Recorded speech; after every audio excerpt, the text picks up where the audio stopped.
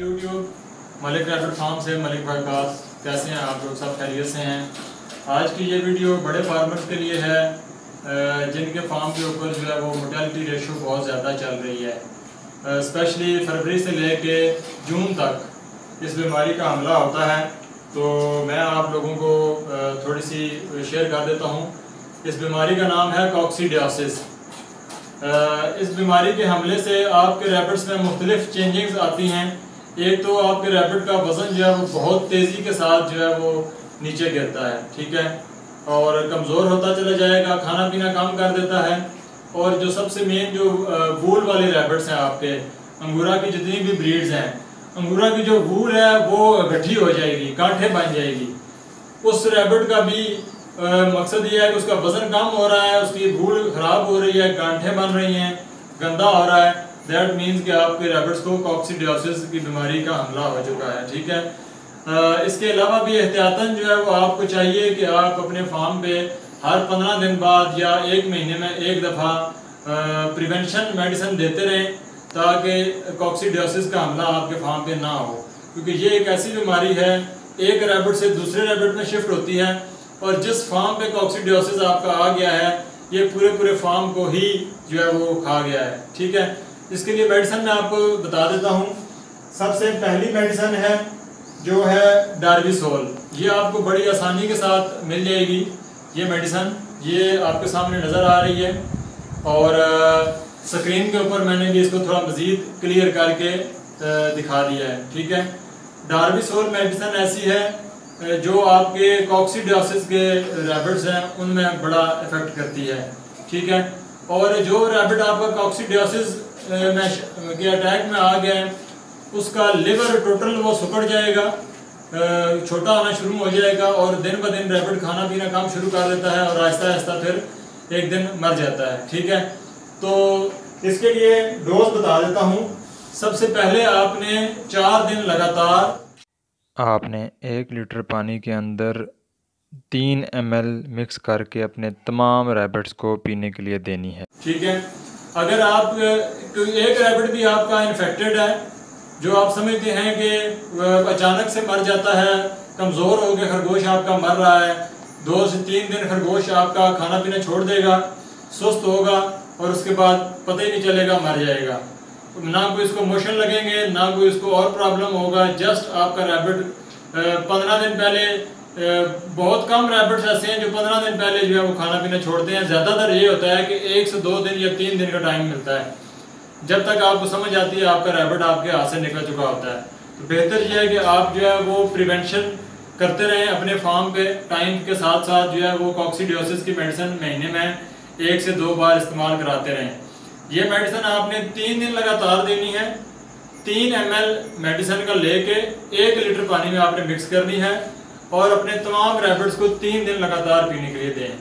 फिर आपने 1 दिन का गैप देना है, फिर अगले 3 दिन आपने ये मेडिसिन इस्तेमाल करानी है। उसके बाद फिर आपने 1 से 2 दिन का गैप दे के फिर आपने इसको 3 दिन लगातार ये मेडिसिन आपने पिलानी है। मतलब 9 दिन आपने इसको पिलानी है, 1 या 2 दिन का गैप देने के बाद, ठीक है। डोज मैंने आपको बता दी है। इस मेडिसिन में जब आप कोर्स कंप्लीट कर देंगे उसके 4 से 5 दिन के बाद आपने तमाम रैबिट्स को बायोहेपेटोल प्लस B12, ये लिवर टॉनिक है, ये आपने अपने तमाम रैबिट्स को पिलाना है, ठीक है। स्टार्टिंग डोज ये है कि आपने 0.1 cc, जस्ट 1 cc, 0.1 cc आपने 10 पॉइंट जो होते हैं आपकी सिरिंज के, ये आपकी जो इंसुलिन सिरिंज है इसका जो सबसे छोटा पॉइंट है, पहला पॉइंट 10 पॉइंट, ठीक है। 0.1 cc आपने अपने तमाम रैबिट्स को आपने पिलानी है 3 दिन लगातार। पहले डार्बिसोल का कोर्स पूरा करने के 4 से 5 दिन के बाद आपने बायोहेपेटोल प्लस B12 ये मेडिसिन आपने अपने तमाम रैबिट्स को देनी है। प्रेग्नेंट रैबिट्स को भी और नॉन प्रेग्नेंट रैबिट्स को भी आप दे सकते हैं, इसमें कोई प्रॉब्लम नहीं है, ठीक है। 3 दिन आपने 0.1 cc देना है। उसके बाद आपका ये कोर्स कंप्लीट है।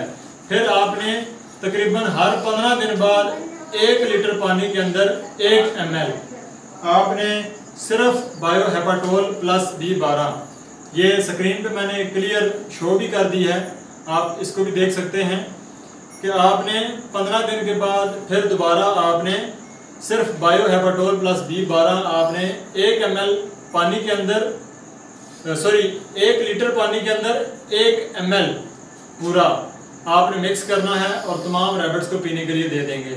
ठीक है, ये आपके रैबिट्स के लिए सेफ्टी भी है और आपके फार्म के लिए भी बहुत ज़रूरी है कि आप ये मेडिकेशन जो है वो करते रहें ताकि आपके फार्म के अंदर कॉक्सीडियोसिस का हमला ना हो। अगर हो तो उससे पहले आपका रैबिट जो है वो इतना एक्टिव और हेल्दी हो कि वो उस बीमारी से लड़ के अपने आप को सर्वाइव करा ले। तो ये कुछ मेडिसिन है जो आपके साथ शेयर की, इनको ज़रूर अप्लाई कीजिएगा ताकि आपके फार्म के ऊपर जो है वो किसी किस्म का प्रॉब्लम ना हो। और लास्ट एक चीज़ जो आपसे शेयर करना चाहूँगा, आपके फार्म के ऊपर जब आपका कॉक्सीडियोसिस या इकोलाई का हमला होता है तो आपको अपने फार्म के ऊपर स्प्रे की ज़रूरत पड़ती है। और ऐसा स्प्रे जो आपके बर्तनों के ऊपर भी स्प्रे हो जाए, पिंजरों के ऊपर भी स्प्रे हो और खरगोश को नुकसान भी ना दे, ये स्प्रे आप लाजमी घर में लेके आएँ। ये एक इम्पोर्टेड कंपनी का स्प्रे है, इसका नाम है ग्लैमोसाइड। ये आप देख सकते हैं क्लियर, इसके अंदर जो है वो नाम आपके सामने आ रहा है। ये बहुत ज़बरदस्त स्प्रे है। जब आप ये मेडिसिन देते हैं बैक्टीरिया के हवाले से तो आपने ये स्प्रे लाजमी अपने पूरे फार्म के ऊपर करना है। अगर आप स्प्रे नहीं करेंगे तो फिर आपकी मेडिसिन अफेक्ट नहीं करेगी।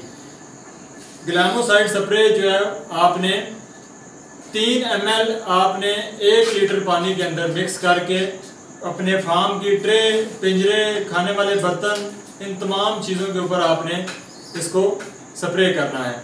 सिंपल आपकी जो स्प्रे बॉटल आपको मिलती है वो ले आएँ, उसके अंदर जो है वो इस बॉटल को इसको मिक्स करें।